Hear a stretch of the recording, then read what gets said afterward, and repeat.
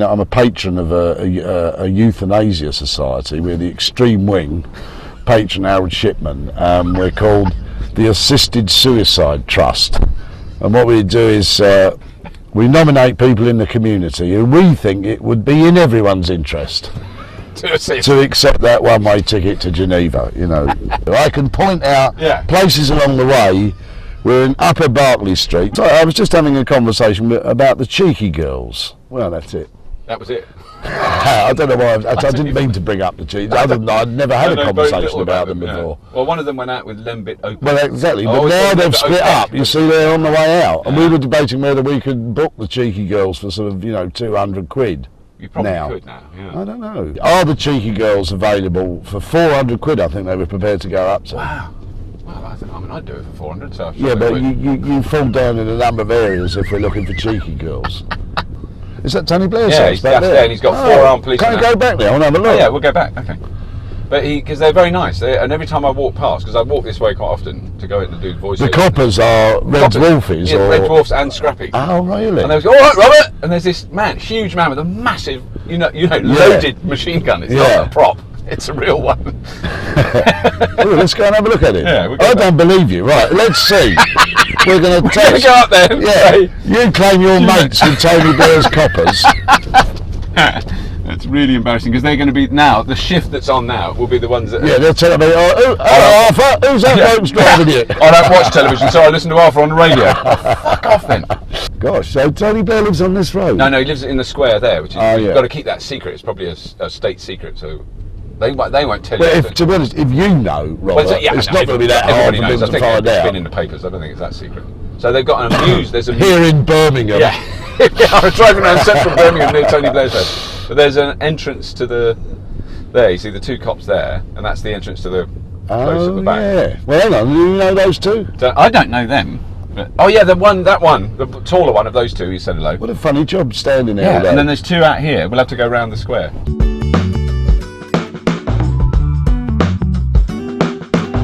I mean, do you not find that for every idea you actually that produce, gets as far as, for every idea you produce, there's 9,000 that actually appears, and for every idea that you pitch, I think there's about 500 or 600 with me. Yeah. Well, I mean, for every idea I've even bothered to pitch, there's about 10 that are, strangled at birth or kind of pursued a little. But have you ever had? I mean, I've got half a novel that I in the end abandoned, and I've got a couple of plays. It's heartbreaking. It is heartbreaking, isn't it? But it's Hans Christian Andersen lived there. It's good. Yeah. You see, there's always a lot going on. Under town. There's people living everywhere. Yeah. Well, they all come here. Hans Christian Andersen was a weird fish. Where did he come from? Was he Swiss? Denmark. No, he was Danish. He's hugely famous. He's like a big star in Denmark even now. Marble Arch, which oddly isn't carved out of marble. Yeah, it's carved out of Balham stone. Quarried in Balham. Yeah, and it stood there for over 400 years before it got the promotion up to the West End.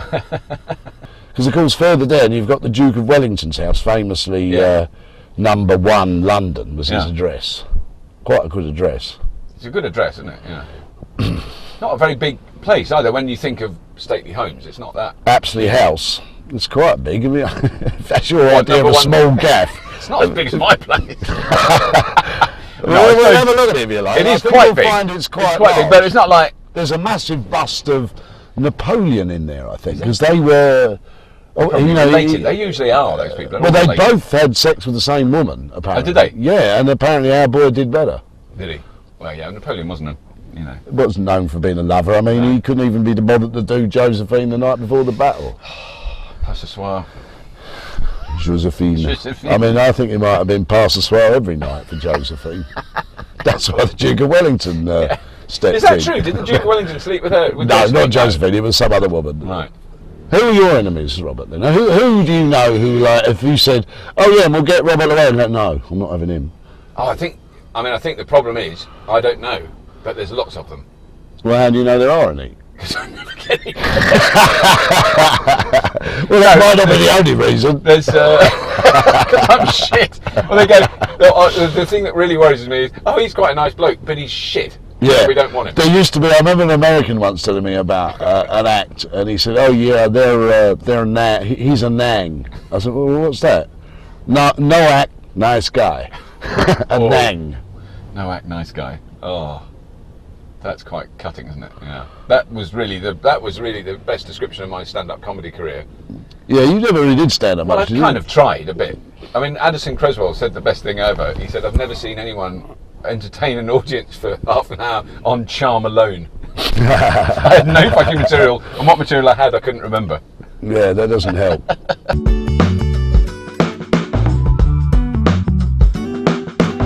Do you know what someone told me recently? A well-known woman told me that she had a friend who's an even better-known woman. Well, I don't know who it was. I do know the first well-known woman was, but I'm hiding that. And she was hiding who the second one. Anyway, this woman who is apparently very famous, beautiful, glamorous, right, and is currently being very badly treated by her husband and splitting up with him or something, wants to have sex.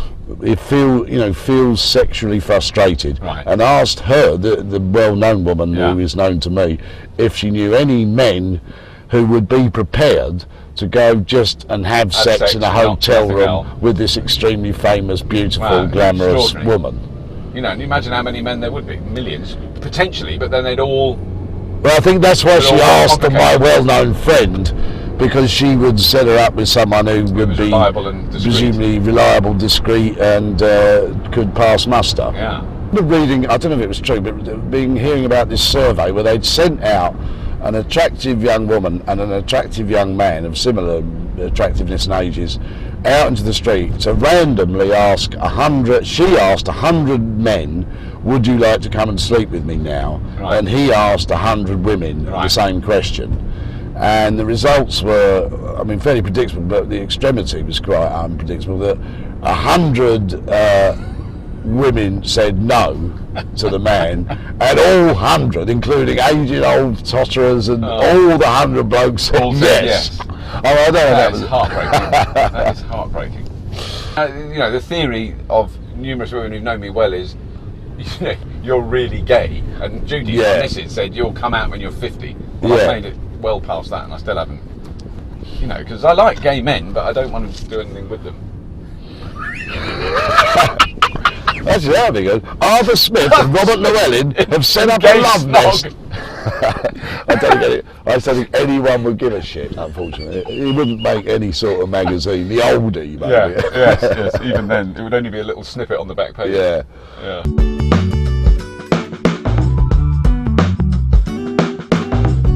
The trouble is, if you're fashionable, then there comes when you're unfashionable. Yes. If you're never really in, you're never really out. I think that's one thing that you and I have in common. Yeah. Is we've never been fashionable even for a fucking minute. Yeah.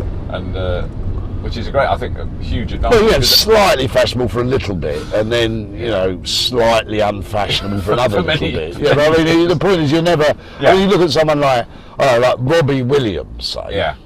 Oh well, any big pop star, that is absolutely the crippling thing, isn't it? Very hard. I mean, the very few who get through, Sting, you could argue, and the Stones, and Paul McCartney. Yeah. There's, out of that, if you think, we could probably list quite a lot, but if you think of how many had a number one single, in the last 40 years. What happens to them all? I don't know. Well, there's one lives quite near us, who's a very nice bloke. Steve, what does he do now? Winwood. Stevie Winwood. I mean, he's famous, isn't he? He was a big star, and he's lives in a nice house in the Cotswolds. His wife's got horses. I suppose he's made a lot of money. I think he's made a lot of money, and I think he still tours. He still does gigs in America. Don't know that I think he has done gigs here. He played in New York not long ago. Yeah, it's true, right? The most obscure band that you've long forgotten that had one small hit turn out like they're huge in Germany or something. It is true, yeah. And we don't know. We think they've all gone and lived. They're all plumbers in Basingstoke or something. They're absolutely massive. Yeah, he was a guitarist, wasn't he?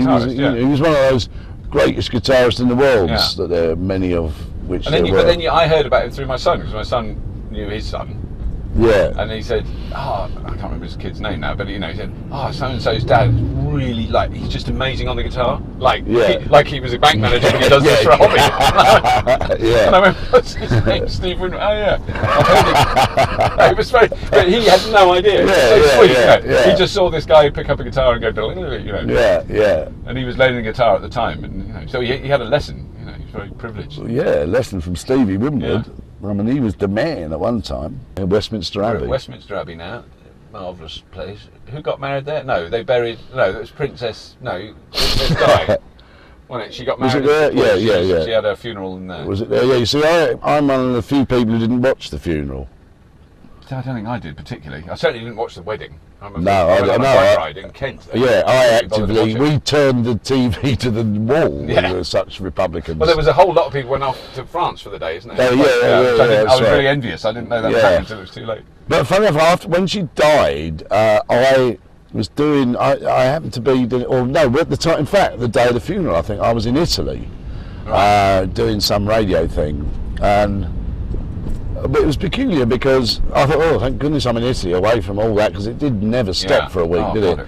And but even there, I stepped into the cathedral in where was it, Parma, I think it was, and there was. And I heard it go, and he was talking in Italian, and then suddenly it was, Lady Di Morte, bloody hell, I can't fucking escape it anywhere. Yeah. And then people were saying, are you all right? Because I was English, and therefore presumably I would have been traumatised and despair.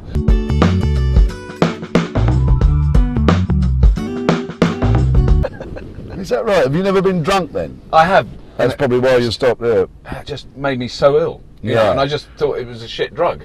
Some people are actually alcohol intolerant. I am. No, it's genetic. My mum was the same. No, I did a big medical when I was 50. It was my Christmas present from Judy.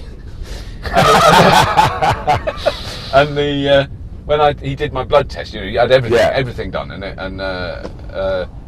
he said, "Are you on a program or something like that?" And I got all confused because I went, "Sorry," because this is in Australia, and I went, "Well, I've been on one or two. I don't know, just like it was really like that." What's he talking about? Yeah. And then he said, "Well, you haven't got. We can't find any alcohol in your bloodstream. You're the only man of your age I've ever seen, unless you're on the 9 steps and you've stopped." And Oh, really? I know.